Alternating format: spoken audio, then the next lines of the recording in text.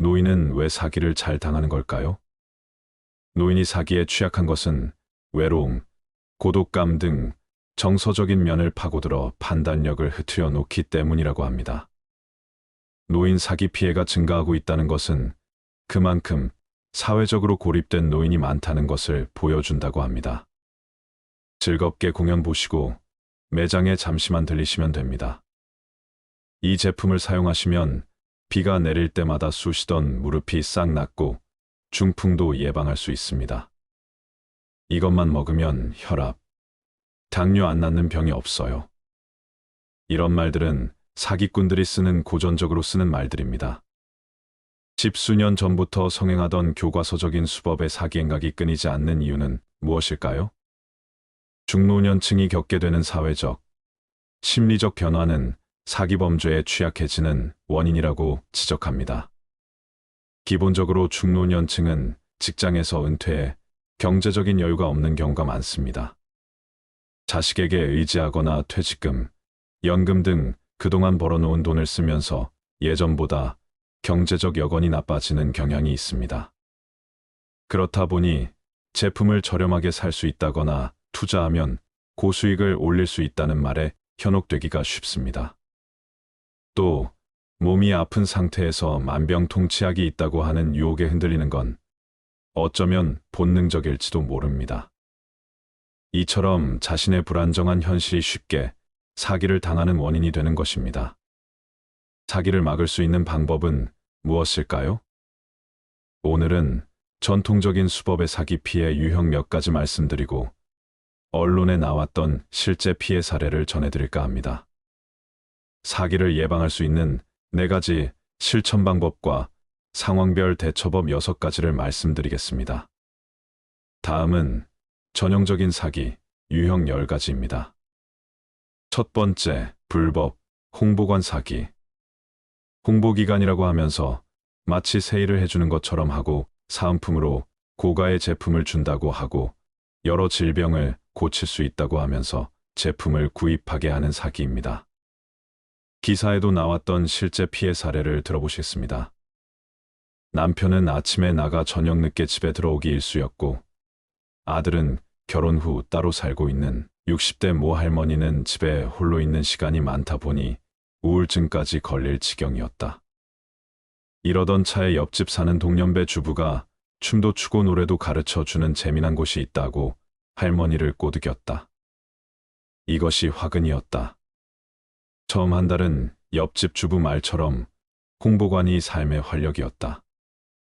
청년들과 노래도 부르고 게임도 하다 보니 젊어지는 느낌마저 들었다. 한 달가량 지나자 얼굴을 튼 남자 직원이 복용하면 허리 아픈 게 없어진다. 염증을 완화시켜주는 효과가 좋아 암 환자 등 수술한 사람들이 많이 먹는다며 150만 원 상당의 프로폴리스를 사라고 권했다. 자식한테 폐 안 끼치려면 아프면 안 된다는 생각에 프로폴리스를 구입했지만 이게 끝이 아니었다. 이들의 연이은 유혹의 할머니는 상어연골, 천삼, 수혜 등을 구입하느라 몇 천만 원을 써버렸다. 이 돈을 충당하느라 홍보관에서 주선해준 캐피털에서 돈을 끌어다 쓰기까지 했다. 할머니는 뒤늦게 아차하는 마음에 환불을 요청했지만 그 홍보관은 이미 매장을 정리하고 떠난 뒤였다. 할머니는 처음엔 단순히 재미로 갔던 것인데 어떻게 이런 지경에까지 이르렀는지 자신이 한심스럽고 후회막급일 따름이라며 가지고 있던 현금은 모두 썼고 앞으로 청구될 캐피털 할부 청구와 지로 청구서 생각에 하루하루가 사는 게 사는 것이 아니다. 여 한숨을 지었다. 사기꾼들은 홍보관이나 체험관 등을 차려놓고 연예인 초청 공연, 안마, 레크리에이션 등을 통해 노인의 혼을 쏙 빼놓고 화장지, 세제 등을 무상으로 나눠주며 어르신들의 환심을 산다. 마음의 빗장이 풀렸다고 생각되면 화술 뛰어난 직원이 나와 속칭 영업으로 불리는 판매 활동을 개시한다. 싸구려 건강식품을 노인병 치료에 특효가 있다며 속여 파는 것이다. 두 번째, 보이스피싱 사기. 국가안전청 기관의 직원이라고 사칭하는 한 남자로부터 개인정보가 유출돼 통장에 있는 돈이 인출될 수 있다는 전화를 받았다는 어르신. 사기범은 예금을 보호하기 위해서는 자신이 알려준 계좌로 돈을 이체해야 한다는 말에 속아 통화 직후 근처 금융기관을 찾아 자신의 계좌에 들어있던 예금 1,000만 원을 곧바로 이체하였다. 보이스피싱 사기를 당한 것이다. 세 번째, 자녀가 사고가 났다는 등 위급 상황을 연출, 합의금을 송금토록 한 뒤 가로채기. 피해 사례를 들어보시지요. 법원에서 아들이 고소를 당했다는 전화가 왔다. 지금 바로 합의를 하여야 하니 500만 원을 입금하라 하여 아들에게 전화 확인을 하려 하나 때마침 아들이 전화를 안 받았고 입금하고 추후 확인하니 사기를 당한 것이었다. 네 번째, 스미싱 사기.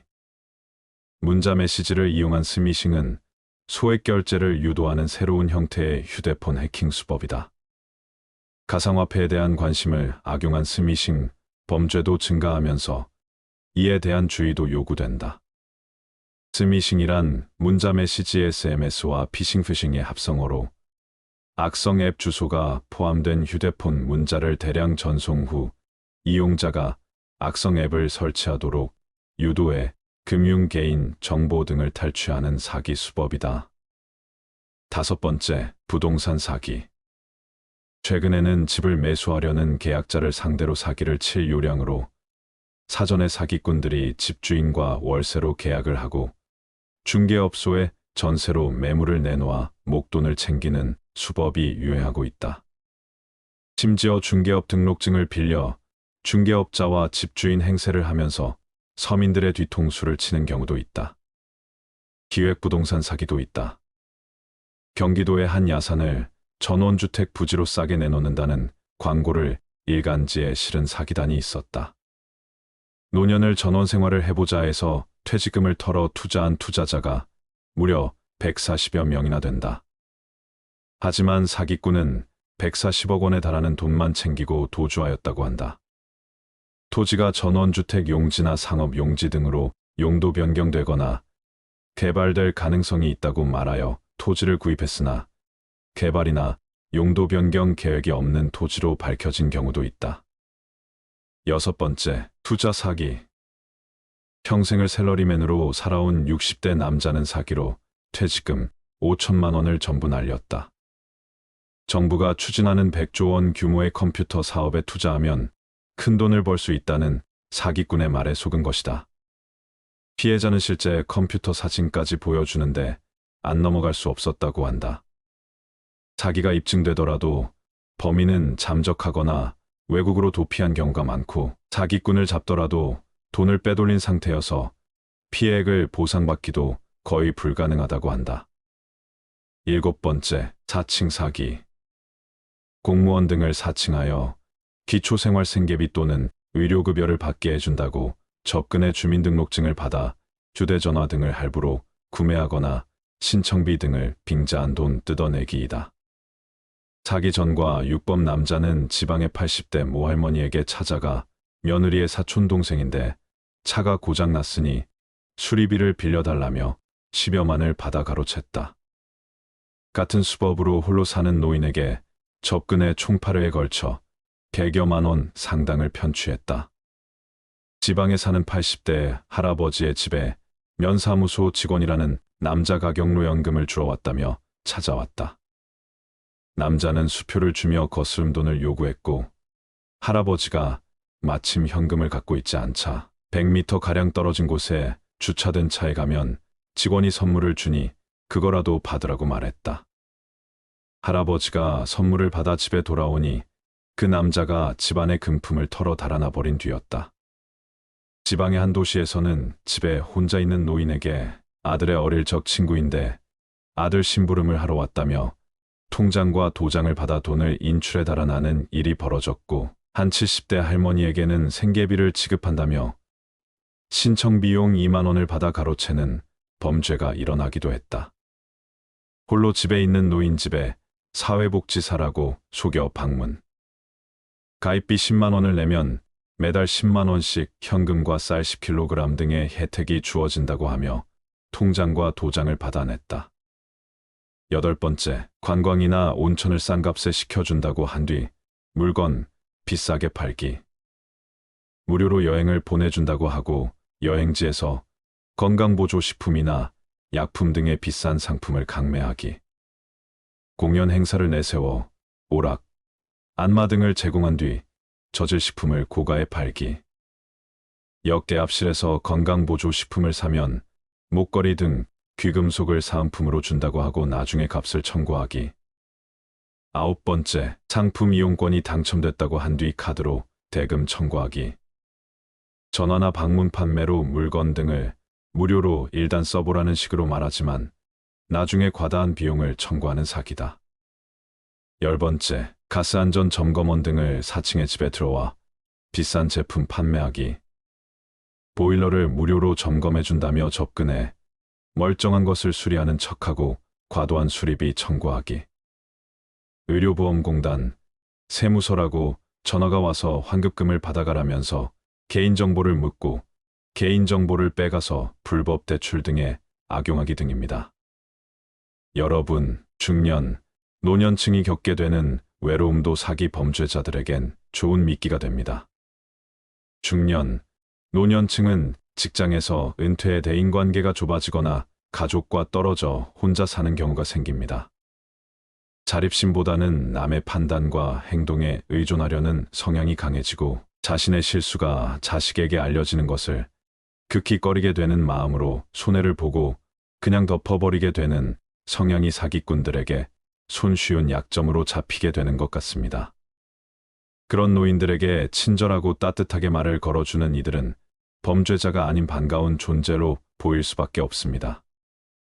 경로당과 집을 오가는 일상에서 말도 걸어주고 관광도 시켜주면 이해 안 하고 고마운 마음이 들겠지요.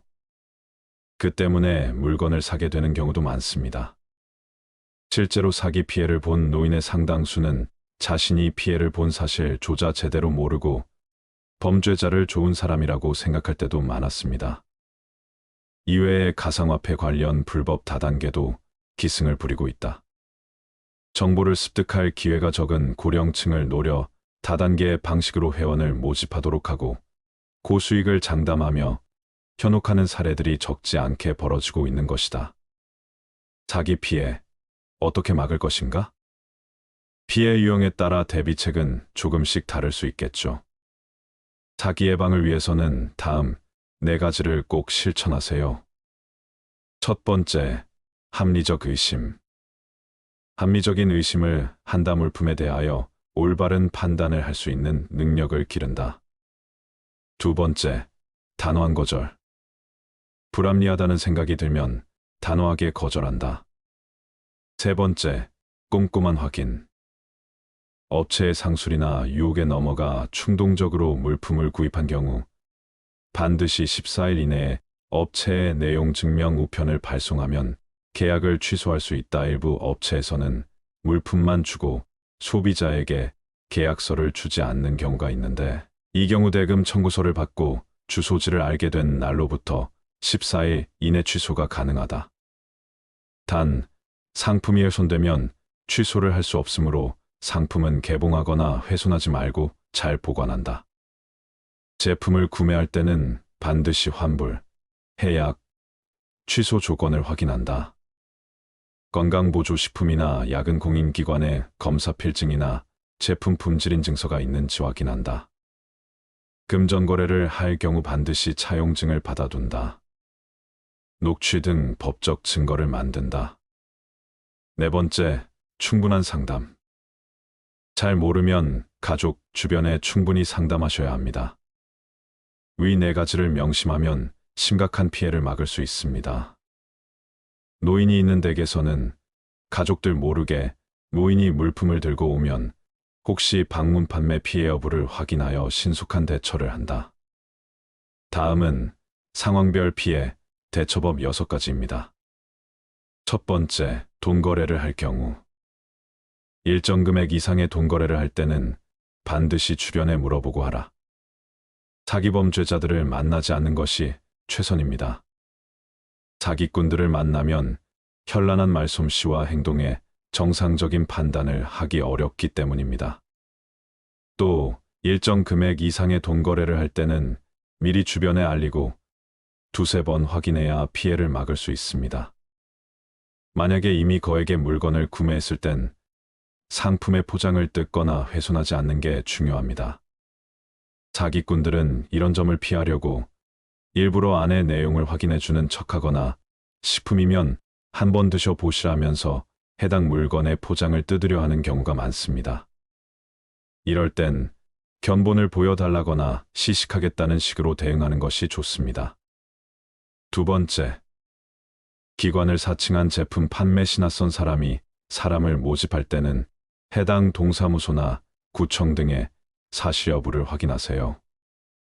연계인 초청 공연이라면 후원기관이 어디인지 확인하고 연락처 등을 메모하세요. 세 번째, 선물을 보내준다고 한 후 신용카드 대금 청구 시 공짜 선물 등을 환심을 사는 설명회 등에는 아예 참석하지 마라. 공짜로 무엇을 준다고 전화가 오면 의심하고 거짓말 같으면 전화를 끊으세요. 이름이나 주민등록번호, 주소 등 개인정보는 모르는 사람에게 절대 알려주지 않는다. 네 번째, 고수익 사업에 투자하라고 재촉할 때 주변 지인들에게 알리고 자세히 알아본다. 전화보다는 회사나 현장에 찾아가 직접 확인한다. 다섯 번째, 공무원 등 사칭 사기 시 공무원이라고 하는 사람의 소속, 성명, 연락처 등을 우선 확인하세요. 해당 기관에 전화를 걸어 신분을 확인한다. 여섯 번째, 위급 상황을 연기하며 합의금 요구 시 자녀 등을 사칭할 경우 목소리를 유심히 들어보고 낯선 목소리일 경우 자녀에게 바로 연락한다. 여러분, 나이가 들수록 이런 상식을 판단하는 기준도 흐려지고 흔들릴 수 있습니다. 그 상식을 지키기 위해선 본인 스스로는 물론 주변에 더 세심한 관심이 필요합니다. 피해를 봤다고 생각이 되면 즉시 경찰에 연락해 도움을 요청하세요. 흔히 돈의 노예가 되지 말자는 말을 합니다. 그러나 보통 사람들은 돈을 벌기 위해 아침에 일어나 싫어도 억지로 일어나 일터로 출근을 합니다. 그리고 퇴근 시간이 오기만을 간절히 기다리는 삶을 살지요. 이것이 노예의 삶이 아닐까요? 직장 생활을 하든 장사를 하든 그냥 놀든 먹고 사는 돈 걱정을 하지 않는다는 것은 자유를 가지고 있다는 것입니다. 카드값 결제를 하기 위해, 대출금을 갚기 위해, 생계유지를 위해 하기 싫은 일을 억지로 해서 돈을 벌어야 한다면 그 사람은 돈의 노예인 것입니다. 오늘은 돈 때문에 힘들어 하시는 분들이 보시면 좋은 벤자민 프랭클린의 돈을 부르는 마음가짐을 소개해드리겠습니다. 돈은 시간의 동반자다. 누구나 시간을 낭비하지 않고 현명하게 다룰 수 있어야 한다. 돈과 시간은 서로 연결이 되어 있다. 우리는 시간을 소비하면서 돈을 벌고 돈을 사용하면서 시간을 소비한다. 이 말은 돈을 어떻게 다루느냐에 따라 우리의 시간과 삶의 질이 영향을 받을 수 있다는 걸 이야기한다. 시간을 현명하게 다루는 것이 중요하다는 것을 알아야 한다. 시간은 한정된 자원이며 어떻게 사용하느냐에 따라 결과가 달라진다. 시간을 낭비하지 않고 효율적으로 활용하면서 돈을 현명하게 다루는 것이 중요하다는 걸 알아라. 돈을 적절하게 사용하고 투자하여 더 많은 시간과 자유를 확보해야만 한다. 돈과 시간을 현명하게 관리하게 된다면 우리는 더 나은 미래를 구축하고 개인적인 성취를 이룰 수 있게 될 것이다. 돈을 관리하지 않으면 돈이 당신을 관리하게 된다.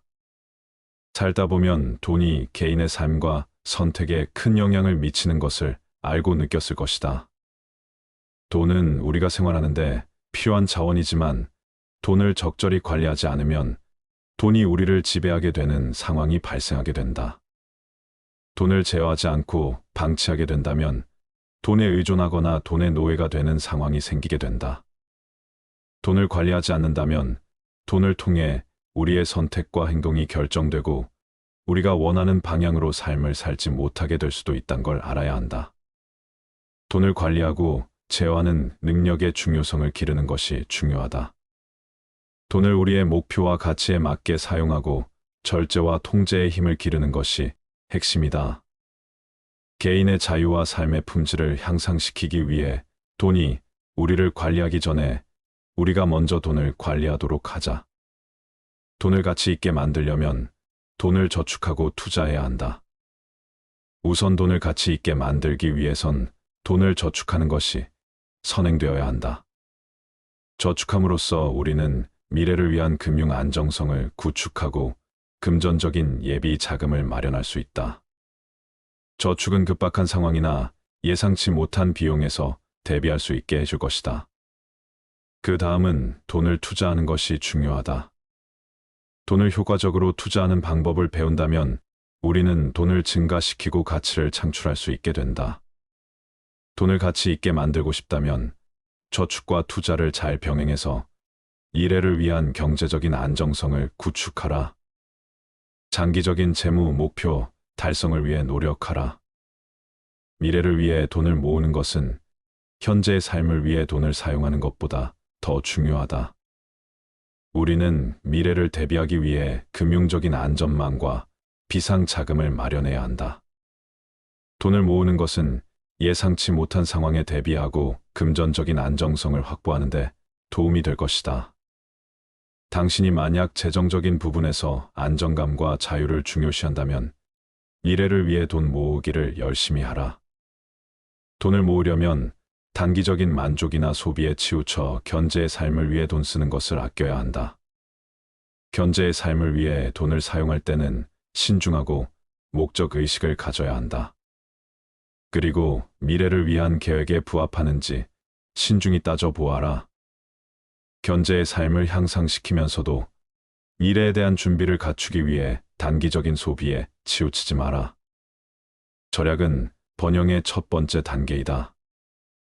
우리는 필요하지 않은 지출을 자제하고 소비 습관을 신중하게 고려함으로써 돈을 절약하기 위해 가장 먼저 노력을 해야 한다. 경제적인 번영을 목표로 한다면 절약은 필수적인 첫 번째 단계임을 명시하라. 절약을 통해 돈을 모으고 적절히 활용하게 된다면 금전적인 안정과 재무적인 성공을 이루게 될 것이다. 경제적인 번영은 절약으로부터 시작된다는 것을 명심하라.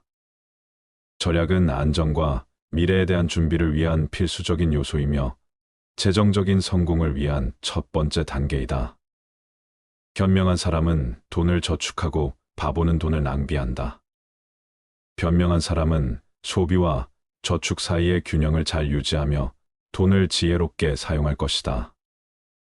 하지만 돈을 효과적으로 다루지 못하는 사람이나 판단력이 부족한 사람은 돈을 낭비하게 된다. 미래를 위한 경제적인 안정을 소홀히 하는 바보가 되어 돈을 낭비하지 말고 돈을 저축하고 적절히 사용하는 방법을 잘 습득해 바보 같은 자가 되지 않도록 노력하라. 돈을 투자하는 것은 지식을 증진시키는 것과 같다. 주식, 부동산 사업 등 다양한 형태의 투자하는 방법이 있다.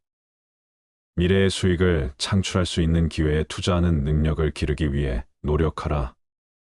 투자가 막연히 어렵게만 느껴진다면 투자 관련 책이나 영상을 보고 지금부터라도 시작하라. 투자를 잘하기 위해선 지식을 증진시키는 것이 중요하다.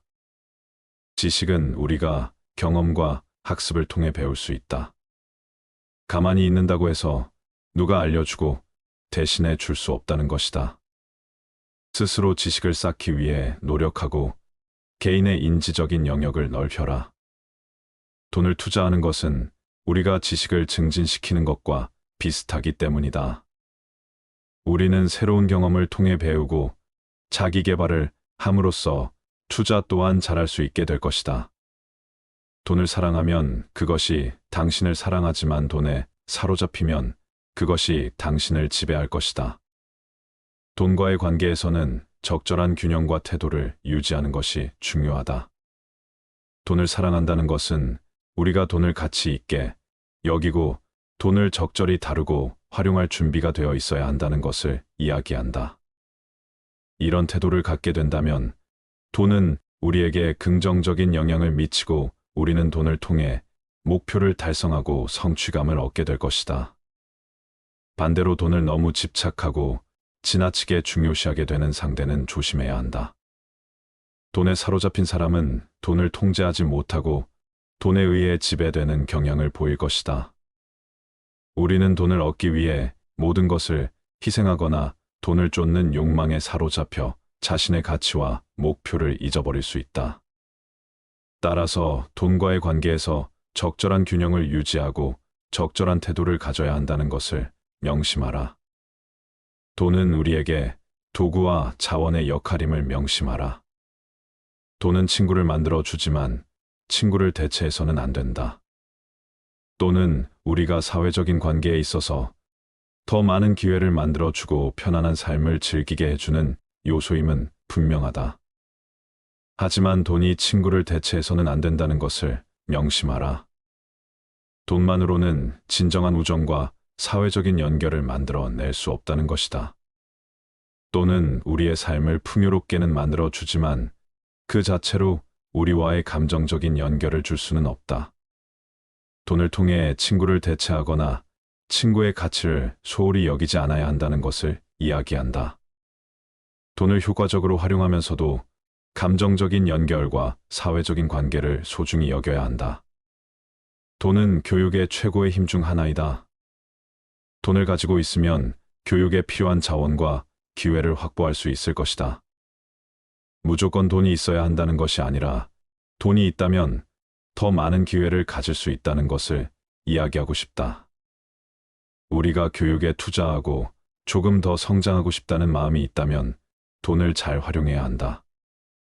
또는 우리가 좋은 환경 전문적인 프로그램, 자기 개발을 위한 자원을 확보하는 데 도움이 될 것이다. 하지만 교육의 질과 가치는 돈만으로는 결정되지 않는다는 점을 꼭 염두에 두어라. 돈과 교육은 상호 보완적인 요소로 작용하며 돈을 통해 교육을 더욱 풍요롭게 만들 수 있다는 것을 알아라. 돈은 시간의 동반자다. 누구나 시간을 낭비하지 않고 현명하게 다룰 수 있어야 한다. 돈과 시간은 서로 연결이 되어 있다. 우리는 시간을 소비하면서 돈을 벌고 돈을 사용하면서 시간을 소비한다. 이 말은 돈을 어떻게 다루느냐에 따라 우리의 시간과 삶의 질이 영향을 받을 수 있다는 걸 이야기한다. 시간을 현명하게 다루는 것이 중요하다는 것을 알아야 한다. 시간은 한정된 자원이며 어떻게 사용하느냐에 따라 결과가 달라진다. 시간을 낭비하지 않고 효율적으로 활용하면서 돈을 현명하게 다루는 것이 중요하다는 걸 알아라. 돈을 적절하게 사용하고 투자하여 더 많은 시간과 자유를 확보해야만 한다. 돈과 시간을 현명하게 관리하게 된다면 우리는 더 나은 미래를 구축하고 개인적인 성취를 이룰 수 있게 될 것이다. 돈을 관리하지 않으면 돈이 당신을 관리하게 된다. 살다 보면 돈이 개인의 삶과 선택에 큰 영향을 미치는 것을 알고 느꼈을 것이다. 돈은 우리가 생활하는데 필요한 자원이지만 돈을 적절히 관리하지 않으면 돈이 우리를 지배하게 되는 상황이 발생하게 된다. 돈을 제어하지 않고 방치하게 된다면 돈에 의존하거나 돈의 노예가 되는 상황이 생기게 된다. 돈을 관리하지 않는다면 돈을 통해 우리의 선택과 행동이 결정되고 우리가 원하는 방향으로 삶을 살지 못하게 될 수도 있다는 걸 알아야 한다. 돈을 관리하고 제어하는 능력의 중요성을 기르는 것이 중요하다. 돈을 우리의 목표와 가치에 맞게 사용하고 절제와 통제의 힘을 기르는 것이 핵심이다. 개인의 자유와 삶의 품질을 향상시키기 위해 돈이 우리를 관리하기 전에 우리가 먼저 돈을 관리하도록 하자. 돈을 가치 있게 만들려면 돈을 저축하고 투자해야 한다. 우선 돈을 가치 있게 만들기 위해선 돈을 저축하는 것이 선행되어야 한다. 저축함으로써 우리는 미래를 위한 금융 안정성을 구축하고 금전적인 예비 자금을 마련할 수 있다. 저축은 급박한 상황이나 예상치 못한 비용에서 대비할 수 있게 해줄 것이다. 그 다음은 돈을 투자하는 것이 중요하다. 돈을 효과적으로 투자하는 방법을 배운다면 우리는 돈을 증가시키고 가치를 창출할 수 있게 된다. 돈을 가치 있게 만들고 싶다면 저축과 투자를 잘 병행해서 미래를 위한 경제적인 안정성을 구축하라. 장기적인 재무 목표 달성을 위해 노력하라. 미래를 위해 돈을 모으는 것은 현재의 삶을 위해 돈을 사용하는 것보다 더 중요하다. 우리는 미래를 대비하기 위해 금융적인 안전망과 비상 자금을 마련해야 한다. 돈을 모으는 것은 예상치 못한 상황에 대비하고 금전적인 안정성을 확보하는 데 도움이 될 것이다. 당신이 만약 재정적인 부분에서 안정감과 자유를 중요시한다면 미래를 위해 돈 모으기를 열심히 하라. 돈을 모으려면 단기적인 만족이나 소비에 치우쳐 현재의 삶을 위해 돈 쓰는 것을 아껴야 한다. 현재의 삶을 위해 돈을 사용할 때는 신중하고 목적의식을 가져야 한다. 그리고 미래를 위한 계획에 부합하는지 신중히 따져보아라. 현재의 삶을 향상시키면서도 미래에 대한 준비를 갖추기 위해 단기적인 소비에 치우치지 마라. 절약은 번영의 첫 번째 단계이다. 우리는 필요하지 않은 지출을 자제하고 소비 습관을 신중하게 고려함으로써 돈을 절약하기 위해 가장 먼저 노력을 해야 한다. 경제적인 번영을 목표로 한다면 절약은 필수적인 첫 번째 단계임을 명시하라. 절약을 통해 돈을 모으고 적절히 활용하게 된다면 금전적인 안정과 재무적인 성공을 이루게 될 것이다. 경제적인 번영은 절약으로부터 시작된다는 것을 명심하라. 절약은 안정과 미래에 대한 준비를 위한 필수적인 요소이며 재정적인 성공을 위한 첫 번째 단계이다. 변명한 사람은 돈을 저축하고 바보는 돈을 낭비한다. 변명한 사람은 소비와 저축 사이의 균형을 잘 유지하며 돈을 지혜롭게 사용할 것이다. 하지만 돈을 효과적으로 다루지 못하는 사람이나 판단력이 부족한 사람은 돈을 낭비하게 된다. 미래를 위한 경제적인 안정을 소홀히 하는 바보가 되어 돈을 낭비하지 말고 돈을 저축하고 적절히 사용하는 방법을 잘 습득해 바보 같은 자가 되지 않도록 노력하라. 돈을 투자하는 것은 지식을 증진시키는 것과 같다. 주식, 부동산 사업 등 다양한 형태의 투자하는 방법이 있다. 미래의 수익을 창출할 수 있는 기회에 투자하는 능력을 기르기 위해 노력하라. 투자가 막연히 어렵게만 느껴진다면 투자 관련 책이나 영상을 보고 지금부터라도 시작하라.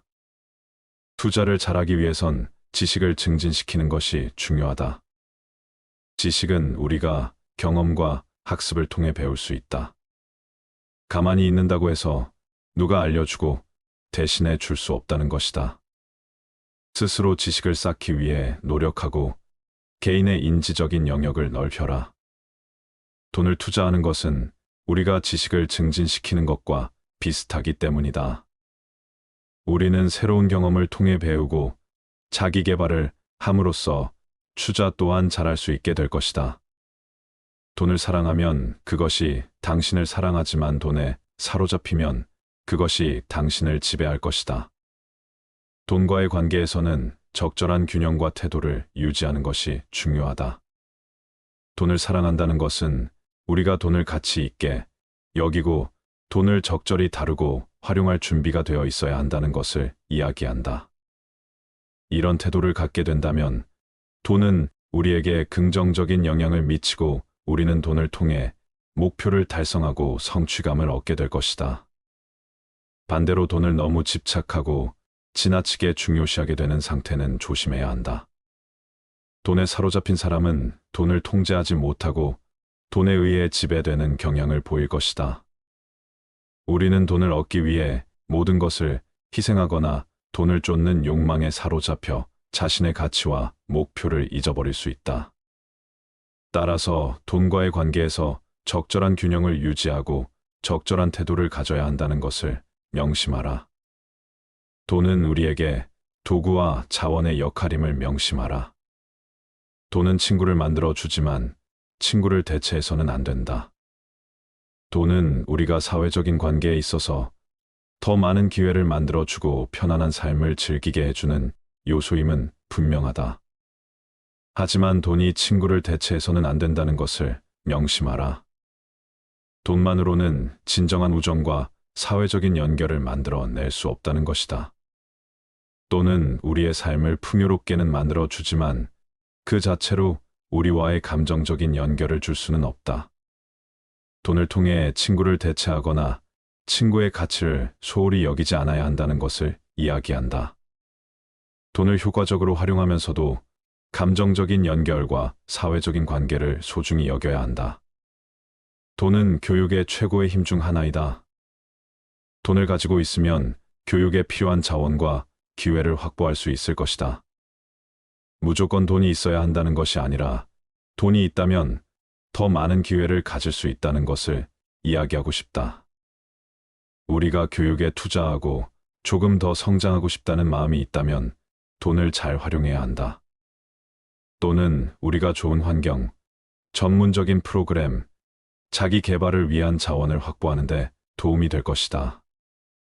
하지만 교육의 질과 가치는 돈만으로는 결정되지 않는다는 점을 꼭 염두에 두어라. 돈과 교육은 상호보완적인 요소로 작용하며 돈을 통해 교육을 더욱 풍요롭게 만들 수 있다는 것을 알아라. 노인 사기 피해가 증가하고 있다는 것은 그만큼 사회적으로 고립된 노인이 많다는 것을 보여준다고 합니다. 즐겁게 공연 보시고 매장에 잠시만 들리시면 됩니다. 이 제품을 사용하시면 비가 내릴 때마다 쑤시던 무릎이 싹 낫고 중풍도 예방할 수 있습니다. 이것만 먹으면 혈압, 당뇨 안 낫는 병이 없어요. 이런 말들은 사기꾼들이 쓰는 고전적으로 쓰는 말들입니다. 십수년 전부터 성행하던 교과서적인 수법의 사기 행각이 끊이지 않는 이유는 무엇일까요? 중노년층이 겪게 되는 사회적, 심리적 변화는 사기 범죄에 취약해지는 원인이라고 지적합니다. 기본적으로 중노년층은 직장에서 은퇴해 경제적인 여유가 없는 경우가 많습니다. 자식에게 의지하거나 퇴직금, 연금 등 그동안 벌어놓은 돈을 쓰면서 예전보다 경제적 여건이 나빠지는 경향이 있습니다. 그렇다 보니 제품을 저렴하게 살 수 있다거나 투자하면 고수익을 올릴 수 있다는 말에 현혹되기가 쉽습니다. 또 몸이 아픈 상태에서 만병통치약이 있다고 하는 유혹에 흔들리는 건 어쩌면 본능적일지도 모릅니다. 이처럼 자신의 불안정한 현실이 쉽게 사기를 당하는 원인이 되는 것입니다. 사기를 막을 수 있는 방법은 무엇일까요? 오늘은 전통적인 수법의 사기 피해 유형 몇 가지 말씀드리고 언론에 나왔던 실제 피해 사례를 전해드릴까 합니다. 사기를 예방할 수 있는 4가지 실천 방법과 상황별 대처법 6가지를 말씀드리겠습니다. 다음은 전형적인 사기 유형 10가지입니다.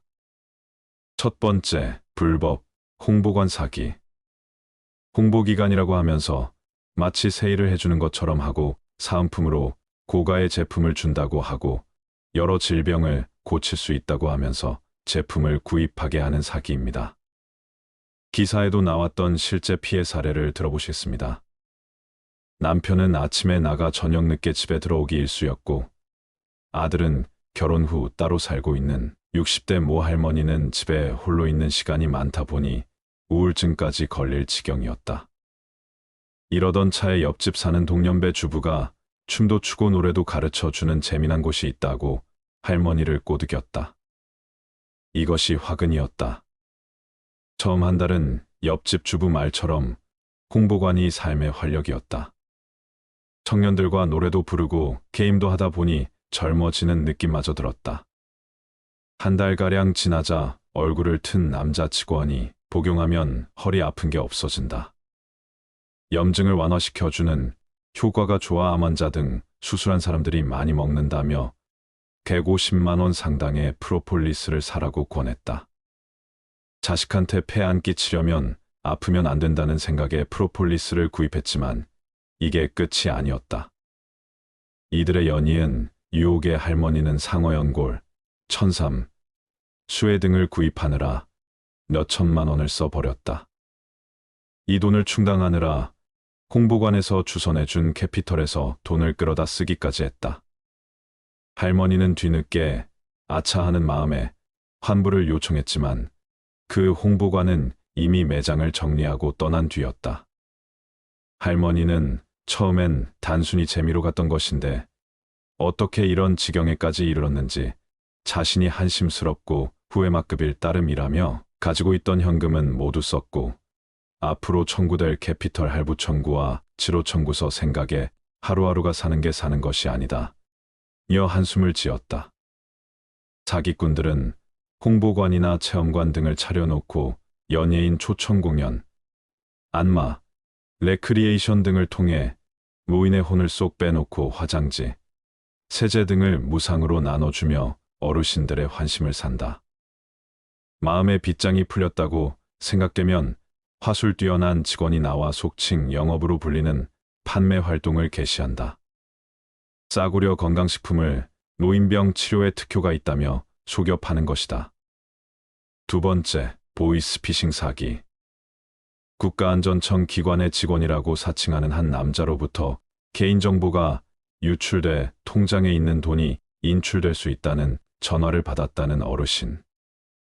사기범은 예금을 보호하기 위해서는 자신이 알려준 계좌로 돈을 이체해야 한다는 말에 속아 통화 직후 근처 금융기관을 찾아 자신의 계좌에 들어있던 예금 1,000만 원을 곧바로 이체하였다. 보이스피싱 사기를 당한 것이다. 세 번째, 자녀가 사고가 났다는 등 위급 상황을 연출, 합의금을 송금토록 뒤 가로채기. 피해 사례를 들어보시지요. 법원에서 아들이 고소를 당했다는 전화가 왔다. 지금 바로 합의를 하여야 하니 500만 원을 입금하라 하여 아들에게 전화 확인을 하려 하나 때마침 아들이 전화를 안 받았고 입금하고 추후 확인하니 사기를 당한 것이었다. 네 번째, 스미싱 사기.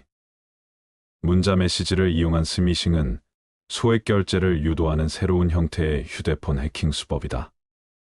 가상화폐에 대한 관심을 악용한 스미싱 범죄도 증가하면서 이에 대한 주의도 요구된다.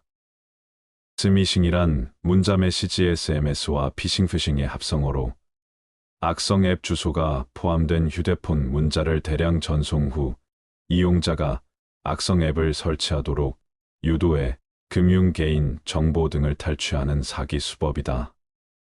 다섯 번째, 부동산 사기. 최근에는 집을 매수하려는 계약자를 상대로 사기를 칠 요량으로 사전에 사기꾼들이 집주인과 월세로 계약을 하고 중개업소에 전세로 매물을 내놓아 목돈을 챙기는 수법이 유행하고 있다. 심지어 중개업 등록증을 빌려 중개업자와 집주인 행세를 하면서 서민들의 뒤통수를 치는 경우도 있다. 기획부동산 사기도 있다.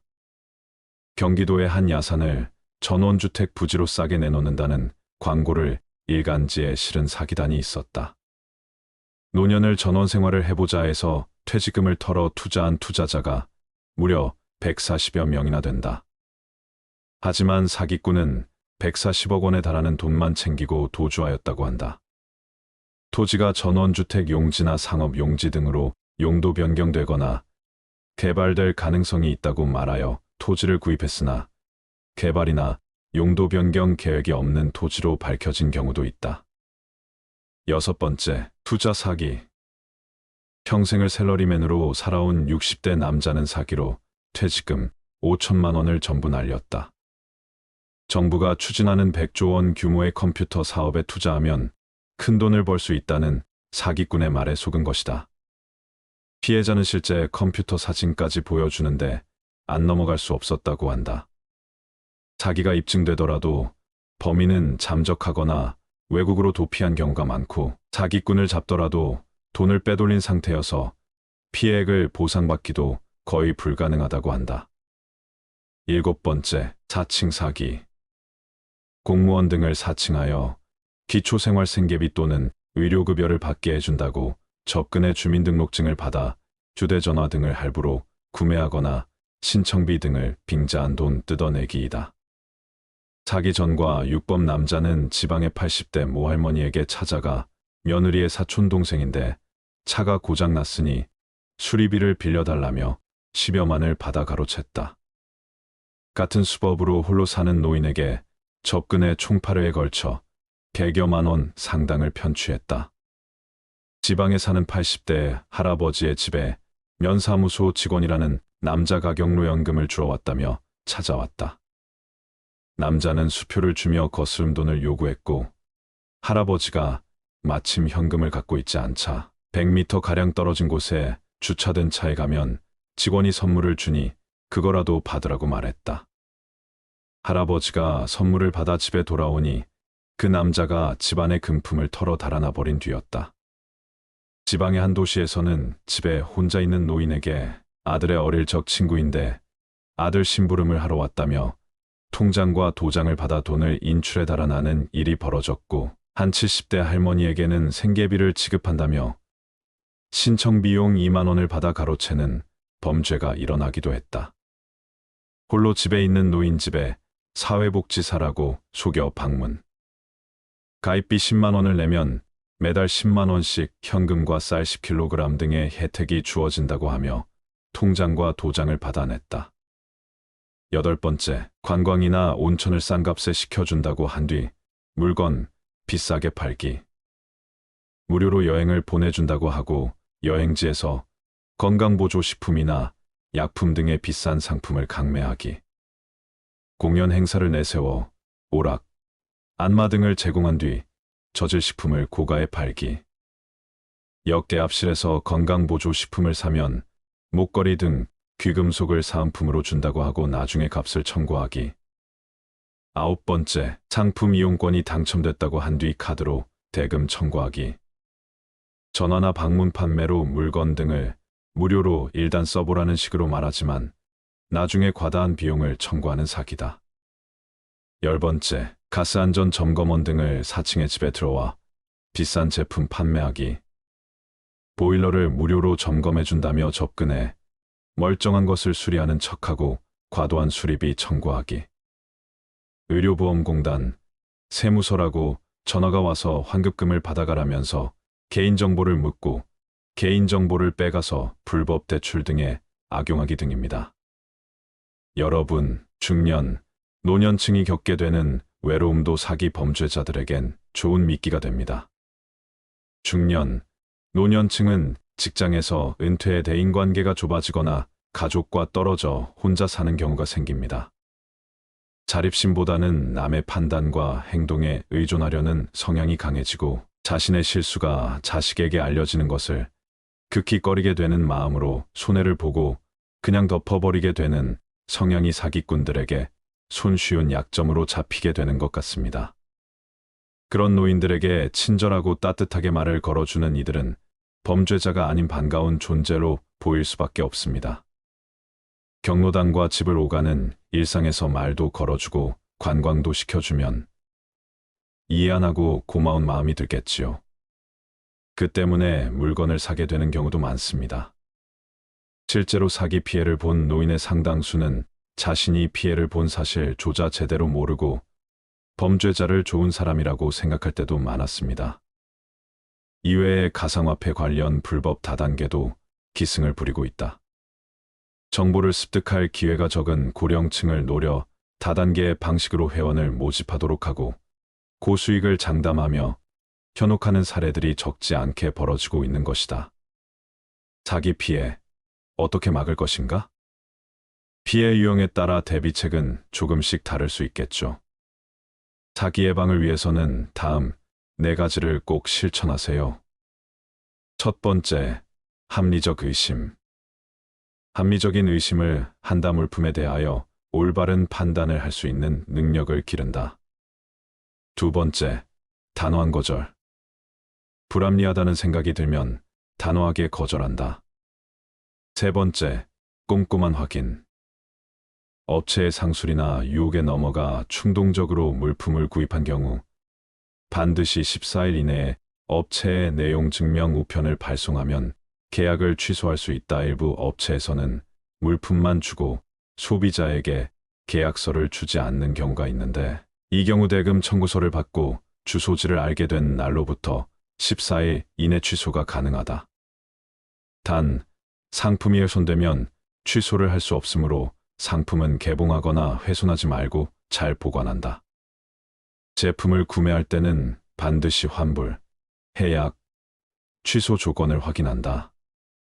건강보조식품이나 약은 공인기관의 검사 필증이나 제품 품질 인증서가 있는지 확인한다. 금전 거래를 할 경우 반드시 차용증을 받아둔다. 녹취 등 법적 증거를 만든다. 네 번째, 충분한 상담. 잘 모르면 가족 주변에 충분히 상담하셔야 합니다. 위 네 가지를 명심하면 심각한 피해를 막을 수 있습니다. 노인이 있는 댁에서는 가족들 모르게 노인이 물품을 들고 오면 혹시 방문 판매 피해 여부를 확인하여 신속한 대처를 한다. 다음은 상황별 피해 대처법 6가지입니다. 첫 번째, 돈 거래를 할 경우. 일정 금액 이상의 돈 거래를 할 때는 반드시 주변에 물어보고 하라. 사기범죄자들을 만나지 않는 것이 최선입니다. 사기꾼들을 만나면 현란한 말솜씨와 행동에 정상적인 판단을 하기 어렵기 때문입니다. 또 일정 금액 이상의 돈 거래를 할 때는 미리 주변에 알리고 두세 번 확인해야 피해를 막을 수 있습니다. 만약에 이미 거액의 물건을 구매했을 땐 상품의 포장을 뜯거나 훼손하지 않는 게 중요합니다. 사기꾼들은 이런 점을 피하려고 일부러 안의 내용을 확인해주는 척하거나 식품이면 한번 드셔보시라면서 해당 물건의 포장을 뜯으려 하는 경우가 많습니다. 이럴 땐 견본을 보여달라거나 시식하겠다는 식으로 대응하는 것이 좋습니다. 두 번째, 기관을 사칭한 제품 판매 신화선 사람이 사람을 모집할 때는 해당 동사무소나 구청 등의 사실 여부를 확인하세요. 연계인 초청 공연이라면 후원기관이 어디인지 확인하고 연락처 등을 메모하세요. 세 번째, 선물을 보내준다고 한 후 신용카드 대금 청구 시 공짜 선물 등을 환심을 사는 설명회 등에는 아예 참석하지 마라. 공짜로 무엇을 준다고 전화가 오면 의심하고 거짓말 같으면 전화를 끊으세요. 이름이나 주민등록번호, 주소 등 개인정보는 모르는 사람에게 절대 알려주지 않는다. 네 번째, 고수익 사업에 투자하라고 재촉할 때 주변 지인들에게 알리고 자세히 알아본다. 전화보다는 회사나 현장에 찾아가 직접 확인한다. 다섯 번째, 공무원 등 사칭 사기 시 공무원이라고 하는 사람의 소속, 성명, 연락처 등을 우선 확인하세요. 해당 기관에 전화를 걸어 신분을 확인한다. 여섯 번째, 위급 상황을 연기하며 합의금 요구 시 자녀 등을 사칭할 경우 목소리를 유심히 들어보고 낯선 목소리일 경우 자녀에게 바로 연락한다. 여러분, 나이가 들수록 이런 상식을 판단하는 기준도 흐려지고 흔들릴 수 있습니다. 그 상식을 지키기 위해선 본인 스스로는 물론 주변에 더 세심한 관심이 필요합니다. 피해를 봤다고 생각이 되면 즉시 경찰에 연락해 도움을 요청하세요. 흔히 돈의 노예가 되지 말자는 말을 합니다. 그러나 보통 사람들은 돈을 벌기 위해 아침에 일어나 싫어도 억지로 일어나 일터로 출근을 합니다. 그리고 퇴근 시간이 오기만을 간절히 기다리는 삶을 살지요. 이것이 노예의 삶이 아닐까요? 직장 생활을 하든 장사를 하든 그냥 놀든 먹고 사는 돈 걱정을 하지 않는다는 것은 자유를 가지고 있다는 것입니다. 카드값 결제를 하기 위해, 대출금을 갚기 위해, 생계유지를 위해 하기 싫은 일을 억지로 해서 돈을 벌어야 한다면 그 사람은 돈의 노예인 것입니다. 오늘은 돈 때문에 힘들어 하시는 분들이 보시면 좋은 벤자민 프랭클린의 돈을 부르는 마음가짐을 소개해드리겠습니다. 돈은 시간의 동반자다. 누구나 시간을 낭비하지 않고 현명하게 다룰 수 있어야 한다. 돈과 시간은 서로 연결이 되어 있다. 우리는 시간을 소비하면서 돈을 벌고 돈을 사용하면서 시간을 소비한다. 이 말은 돈을 어떻게 다루느냐에 따라 우리의 시간과 삶의 질이 영향을 받을 수 있다는 걸 이야기한다. 시간을 현명하게 다루는 것이 중요하다는 것을 알아야 한다. 시간은 한정된 자원이며 어떻게 사용하느냐에 따라 결과가 달라진다. 시간을 낭비하지 않고 효율적으로 활용하면서 돈을 현명하게 다루는 것이 중요하다는 걸 알아라. 돈을 적절하게 사용하고 투자하여 더 많은 시간과 자유를 확보해야만 한다. 돈과 시간을 현명하게 관리하게 된다면 우리는 더 나은 미래를 구축하고 개인적인 성취를 이룰 수 있게 될 것이다. 돈을 관리하지 않으면 돈이 당신을 관리하게 된다. 살다 보면 돈이 개인의 삶과 선택에 큰 영향을 미치는 것을 알고 느꼈을 것이다. 돈은 우리가 생활하는데 필요한 자원이지만 돈을 적절히 관리하지 않으면 돈이 우리를 지배하게 되는 상황이 발생하게 된다. 돈을 제어하지 않고 방치하게 된다면 돈에 의존하거나 돈의 노예가 되는 상황이 생기게 된다. 돈을 관리하지 않는다면 돈을 통해 우리의 선택과 행동이 결정되고 우리가 원하는 방향으로 삶을 살지 못하게 될 수도 있다는 걸 알아야 한다.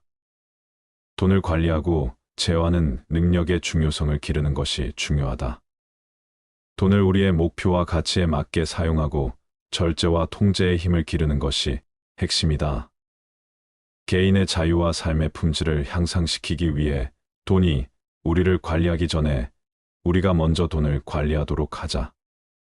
돈을 가치 있게 만들려면 돈을 저축하고 투자해야 한다. 우선 돈을 가치 있게 만들기 위해선 돈을 저축하는 것이 선행되어야 한다. 저축함으로써 우리는 미래를 위한 금융 안정성을 구축하고 금전적인 예비 자금을 마련할 수 있다. 저축은 급박한 상황이나 예상치 못한 비용에서 대비할 수 있게 해줄 것이다. 그 다음은 돈을 투자하는 것이 중요하다. 돈을 효과적으로 투자하는 방법을 배운다면 우리는 돈을 증가시키고 가치를 창출할 수 있게 된다. 돈을 가치 있게 만들고 싶다면 저축과 투자를 잘 병행해서 미래를 위한 경제적인 안정성을 구축하라. 장기적인 재무 목표 달성을 위해 노력하라. 미래를 위해 돈을 모으는 것은 현재의 삶을 위해 돈을 사용하는 것보다 더 중요하다. 우리는 미래를 대비하기 위해 금융적인 안전망과 비상 자금을 마련해야 한다. 돈을 모으는 것은 예상치 못한 상황에 대비하고 금전적인 안정성을 확보하는 데 도움이 될 것이다. 당신이 만약 재정적인 부분에서 안정감과 자유를 중요시한다면 미래를 위해 돈 모으기를 열심히 하라. 돈을 모으려면 단기적인 만족이나 소비에 치우쳐 현재의 삶을 위해 돈 쓰는 것을 아껴야 한다. 현재의 삶을 위해 돈을 사용할 때는 신중하고 목적의식을 가져야 한다. 그리고 미래를 위한 계획에 부합하는지 신중히 따져보아라. 현재의 삶을 향상시키면서도 미래에 대한 준비를 갖추기 위해 단기적인 소비에 치우치지 마라. 절약은 번영의 첫 번째 단계이다. 우리는 필요하지 않은 지출을 자제하고 소비 습관을 신중하게 고려함으로써 돈을 절약하기 위해 가장 먼저 노력을 해야 한다. 경제적인 번영을 목표로 한다면 절약은 필수적인 첫 번째 단계임을 명시하라. 절약을 통해 돈을 모으고 적절히 활용하게 된다면 금전적인 안정과 재무적인 성공을 이루게 될 것이다. 경제적인 번영은 절약으로부터 시작된다는 것을 명심하라. 절약은 안정과 미래에 대한 준비를 위한 필수적인 요소이며 재정적인 성공을 위한 첫 번째 단계이다. 현명한 사람은 돈을 저축하고 바보는 돈을 낭비한다. 현명한 사람은 소비와 저축 사이의 균형을 잘 유지하며 돈을 지혜롭게 사용할 것이다. 하지만 돈을 효과적으로 다루지 못하는 사람이나 판단력이 부족한 사람은 돈을 낭비하게 된다. 미래를 위한 경제적인 안정을 소홀히 하는 바보가 되어 돈을 낭비하지 말고 돈을 저축하고 적절히 사용하는 방법을 잘 습득해 바보 같은 자가 되지 않도록 노력하라. 돈을 투자하는 것은 지식을 증진시키는 것과 같다. 주식, 부동산 사업 등 다양한 형태의 투자하는 방법이 있다. 미래의 수익을 창출할 수 있는 기회에 투자하는 능력을 기르기 위해 노력하라. 투자가 막연히 어렵게만 느껴진다면 투자 관련 책이나 영상을 보고 지금부터라도 시작하라. 투자를 잘하기 위해선 지식을 증진시키는 것이 중요하다. 지식은 우리가 경험과 학습을 통해 배울 수 있다. 가만히 있는다고 해서 누가 알려주고 대신해 줄 수 없다는 것이다. 스스로 지식을 쌓기 위해 노력하고 개인의 인지적인 영역을 넓혀라. 돈을 투자하는 것은 우리가 지식을 증진시키는 것과 비슷하기 때문이다. 우리는 새로운 경험을 통해 배우고 자기 개발을 함으로써 투자 또한 잘할 수 있게 될 것이다.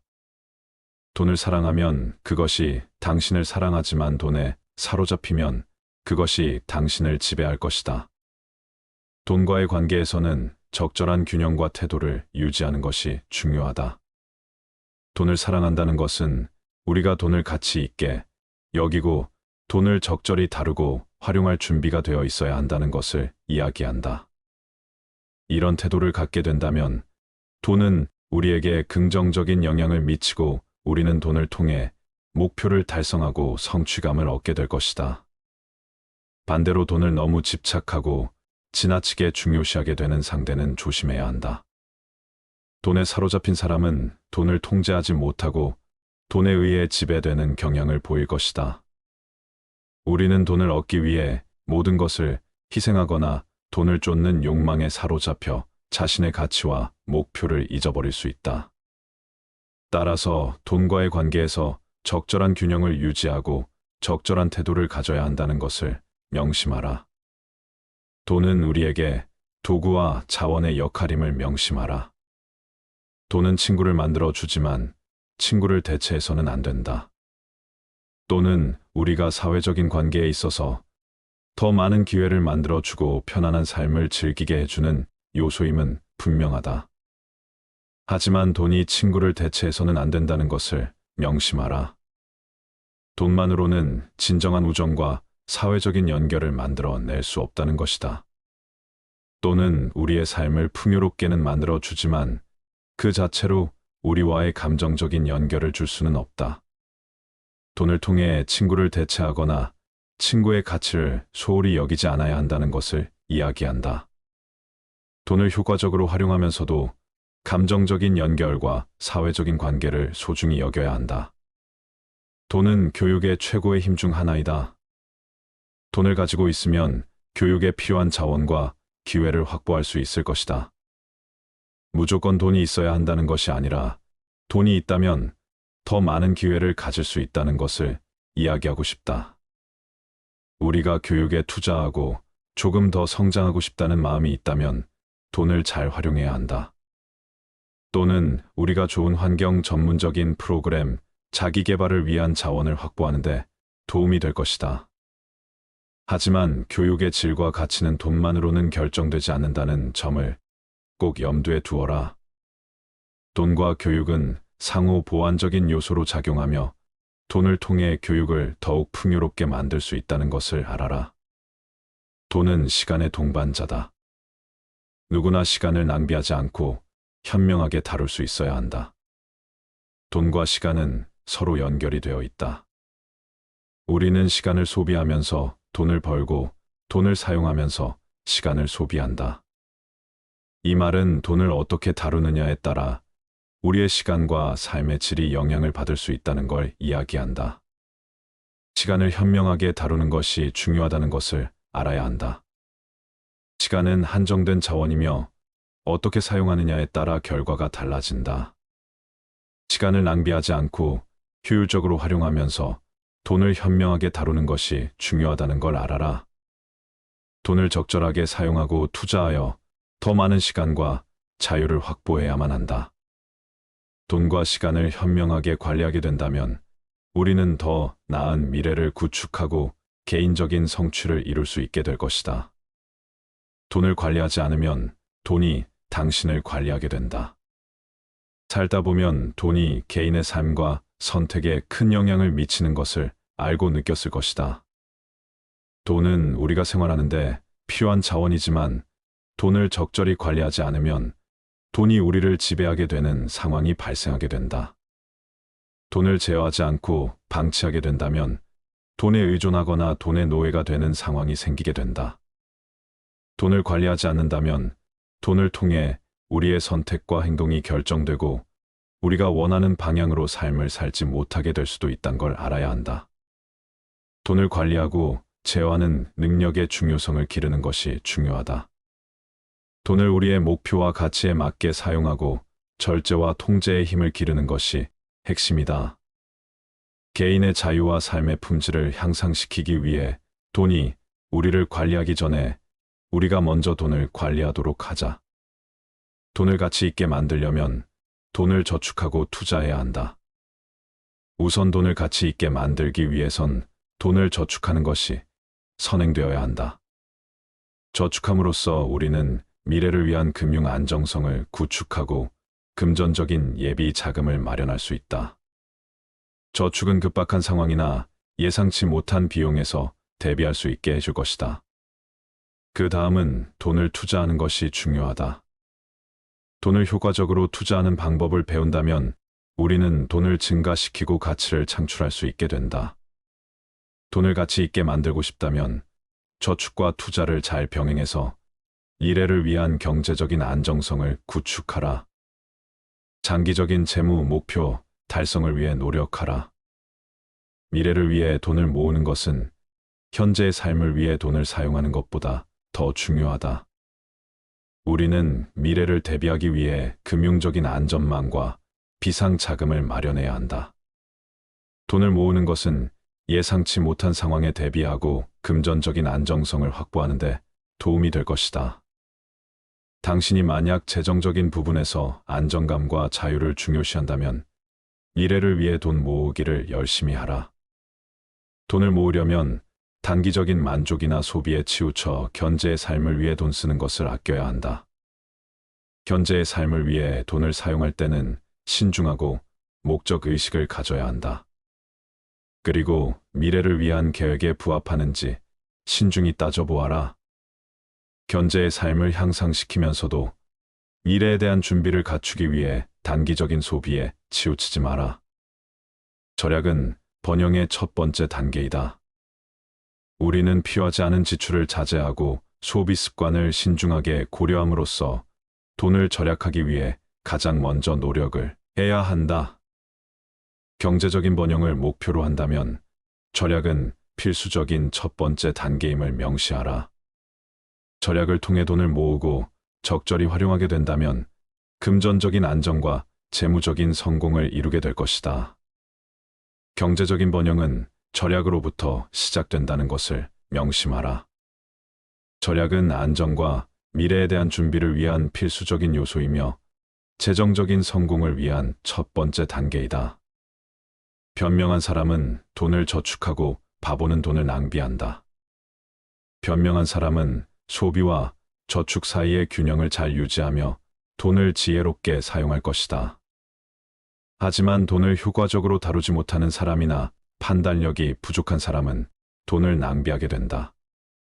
미래를 위한 경제적인 안정을 소홀히 하는 바보가 되어 돈을 낭비하지 말고 돈을 저축하고 적절히 사용하는 방법을 잘 습득해 바보 같은 자가 되지 않도록 노력하라. 돈을 투자하는 것은 지식을 증진시키는 것과 같다. 주식, 부동산 사업 등 다양한 형태의 투자하는 방법이 있다. 미래의 수익을 창출할 수 있는 기회에 투자하는 능력을 기르기 위해 노력하라.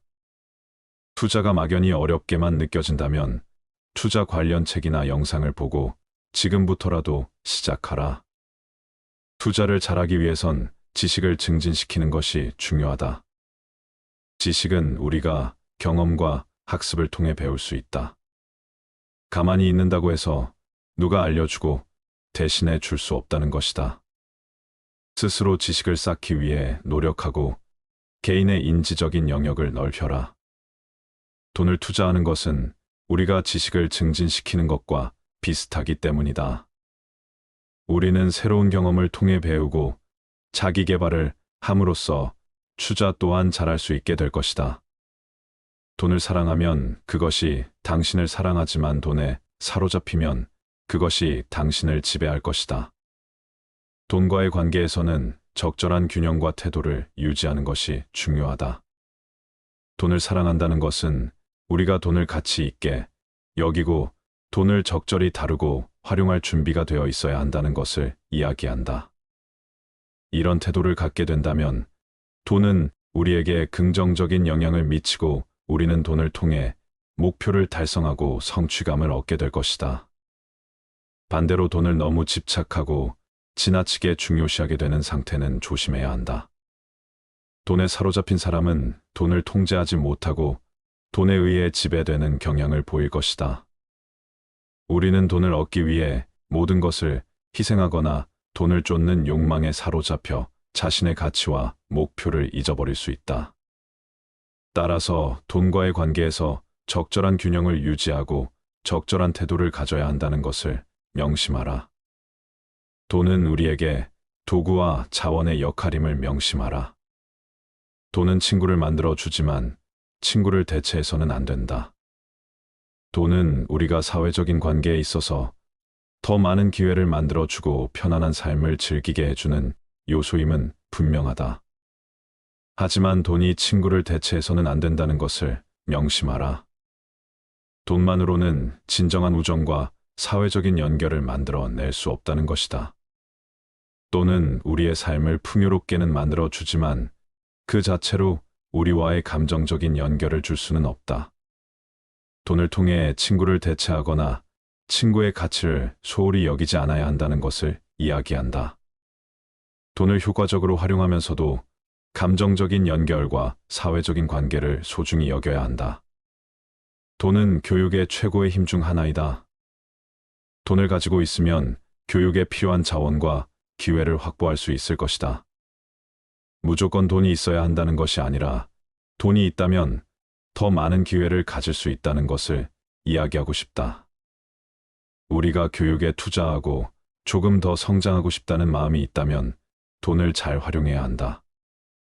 돈은 우리가 좋은 환경, 전문적인 프로그램, 자기 개발을 위한 자원을 확보하는 데 도움이 될 것이다.